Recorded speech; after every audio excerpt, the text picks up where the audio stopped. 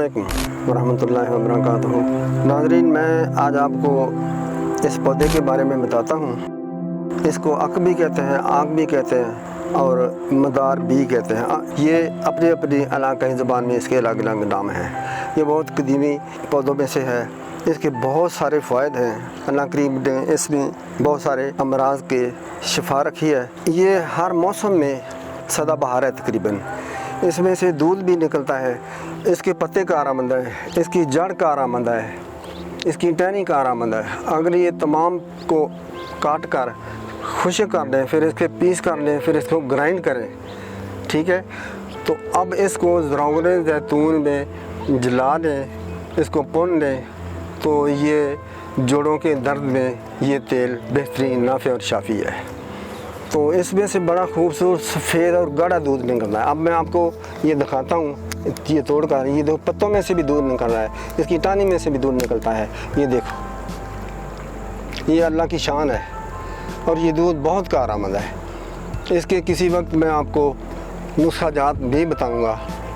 ये तकरीबन जहर के करीब करीब होता है, ये खाना नहीं चाहिए। लेकिन अगर दूसरी अद्वियात के साथ इसको शामिल किया जाए, अद्वियात तैयार की जाए, तो यही सोने पर सुहागा होता है। ये पाकिस्तान के हर ज़िला में, हर सूबे में पाया जाता है। अब मैं आपको इसका और भी एक बताता हूँ।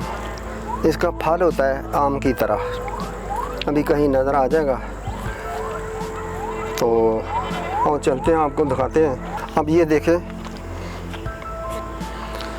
इसके साथ ये इस किस्म का फल लगता है। ये आम की शक्ल का होता है। जब ये पक जाता है, ये फट जाता है, तो इसमें से खूबसूरत रुई के छोटे छोटे बारीक गाले निकलते हैं और जब हवा तेज़ चलती है तो ये उड़ते हैं और ये वाइट मामूली से गोल्डन होते हैं। इस रुई की भी दवाई बनती है। जब ये खुश्क कर लिया जाती है, इसमें से जो रुई निकलती है वो खुश्क कर लें, फिर भी ग्राइंड कर लें, तो क्या होगा कि जहाँ भी आपको ख़ारिश है या फिंसी फोड़ा है, तो इस रुई को आप रोगन ज़ैतून में, किसी रोगन में, रोगन सरसों में, रोगन मनौला में जला लें, भून लें और उस जगह पर आयल की मालिश करें हल्के हाथ से। 2-3 रोज़ में ख़ारिश ख़त्म हो जाएगी। अगर ज़ख़म पुराने से पुराना वो ठीक नहीं हो रहा, तो वो भी ठीक हो जाएगा। मंदार पौधे की जड़ को उखाड़ें, इसके ऊपर का छिलका लें, खुश्क करें, ग्राइंड करें। अगर ये 50 ग्राम है तो उसमें 250 ग्राम शहद, कोई भी शहद हो, मिला के रख लें और तकरीबन 2 ग्राम से 5 ग्राम तक इसमें काली मिर्च मिला लें, फिलफिल सयाह। तो ये नुस्खा तैयार है खांसी का।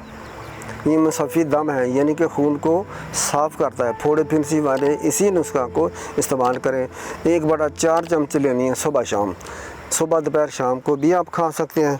छोटे बच्चों को सिर्फ मामूली सा चिटानी है, 2-3 साल के बच्चे को, नीचे उम्र के बच्चे को नहीं देना। तो ये पुराने बुखारों में भी बेहतरीन है। किसी भी दवाई से जो बुखार ना जाए, किसी किस्म का भी है, मलेरिया का है, टाइफाइड का है, 10वां 5वां 7वां रोज़ का बुखार है, ऐसे जो बुखारात चलते हैं, तो उनमें ये बेहतरीन चीज़ है। बुखार ख़त्म हो जाएगा, खांसी ख़त्म हो जाएगी।